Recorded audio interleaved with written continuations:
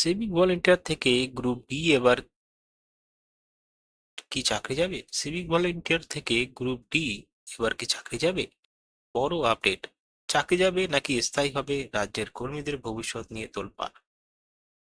তো আজকের এই ভিডিওতে পুরো বিস্তারিত জানবো যে সিভিক ভলেন্টিয়ার থেকে গ্রুপ ডি এবার কি চাকরি যাবে কি থাকবে। কারণ মমতা সরকার কি এখন হয়েছে বিজেপি সরকার।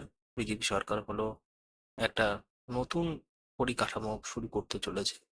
আজকে পুরো বিস্তারিতভাবে জানাবো ভিডিওর মাধ্যমে। ভিডিওটি সম্পূর্ণ দেখতে থাকো, কারণ বিস্তারিত শুনতে পারলে আপনাদের খুশিও হতে পারেন।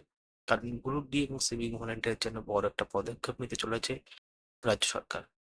সমস্ত কিছু বিষয়ে আলোচনা করবে ভিডিওর মাধ্যমে। ভিডিওটি শেষ পর্যন্ত দেখো। যারা নতুন রয়েছে চ্যানেল এখনো পর্যন্ত সাবস্ক্রাইব করে নে এবং নতুন ভিডিওর আপডেট পাওয়ার জন্য পাশে থাকা বেল আইকনে প্রেস করে দিও। এখানে কি লিখেছে? রাজ্য সরকার শূন্য পদ প্রায় 6 লক্ষ। দীর্ঘদিন নিয়োগ না হওয়ার গ্রুপ এ বি সি এবং ডি স্তরে কর্মী সংখ্যা এসে ঠেকেছে মাত্র 3,17,954-তে। পশ্চিমবঙ্গে এবং কলকাতা পুলিশেও শূন্যপদ অগণিত। তাহলে কাজ চলে কিভাবে? কারা করেন এই গোটা সিস্টেম? যারা এখন চালান তারা নিজেরাই এখন নিজেদের ভবিষ্যৎ নিয়ে আতঙ্ক। এরা সবাই দীর্ঘ 15 বছর ধরে রাজ্যের নিযুক্ত চুক্তিভিত্তিক কর্মচারী। সিভিক পুলিশ সহ রাজ্যে বর্তমানে চুক্তিভিত্তিক এবং থার্ড পার্টি চুক্তিভিত্তিক কর্মীর সংখ্যা প্রায় 5 লক্ষ। চুক্তিভিত্তিক হলে 60 বছর বয়সের আগে তাদের চাকরি যাবে না বলে একটি অর্ডার পাশ করেছিল মমতা বন্দ্যোপাধ্যায় সরকার। কিন্তু রাজ্যে পালাবদলের পর সেই অর্ডারে ভরসা রাখতে পারছে না চুক্তিভিত্তিক কর্মীরা।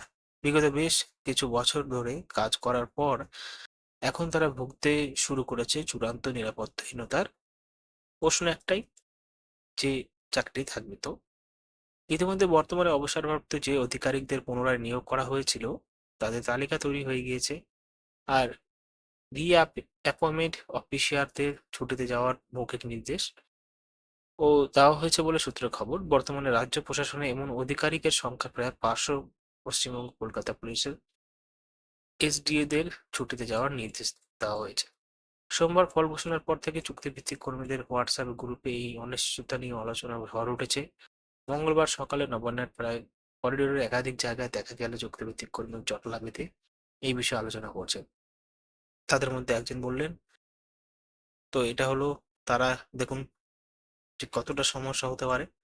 এবার দেখুন এখানে কি বলা হয়েছে আরেকটা, চাকরি পেয়ে সংসারের কারণে যাওয়া সম্ভব হয়নি, এখন চেষ্টা করছে এই পরিস্থিতিতে আমরা চাকরিটা যদি না থাকে সংসার চালাবো কিভাবে। রাজ্যের সমস্ত অফিসের চুক্তিভিত্তিক data entry operator group C group D এর ভরসায় থাকেন মধ্যস্থ কর্তারা। মমতা বন্দ্যোপাধ্যায় সরকার তাদের স্থায়ী চাকরিজীবীর মর্যাদা দেবে বলেই আশাবাদী ছিলেন চুক্তিভিত্তিক কর্মীরা। কিন্তু সামান্য অবসরকালীন সুযোগ সুবিধা ছাড়া তাদের জন্য কোনো পদক্ষেপই নেওয়া হয়নি বলে একটি বড় অংশের অভিযোগ। এই অবস্থায় স্থায়ী কর্মী নিয়োগ না করে চুক্তিভিত্তিক কর্মীদের ওপর খাড়া নেমে এলে সম্পূর্ণ সিস্টেমের টাই ভেঙে পড়বে বলে প্রশাসনিক মহলের আশঙ্কা। আবার নিয়োগের পর চুক্তিভিত্তিকদের ছাঁটাই হলেও বিষয়টি লক্ষ লক্ষ কর্মী ও তার পরিবারের জন্য একেবারেই ন্যায়সঙ্গত হবে না বলেই মতো। রাজ্যে আধিকারিকদের এখন বিজেপি সরকার কোন পথে হাঁটে সেদিকেই নজর রয়েছে সব মহলদের। তো আশা করি বুঝতে পেরেছেন বিষয়টা, যে এরা তোমাদের কি বলতে চেয়েছে, যে ভালো কিছু হবে, ধৈর্য ধরো।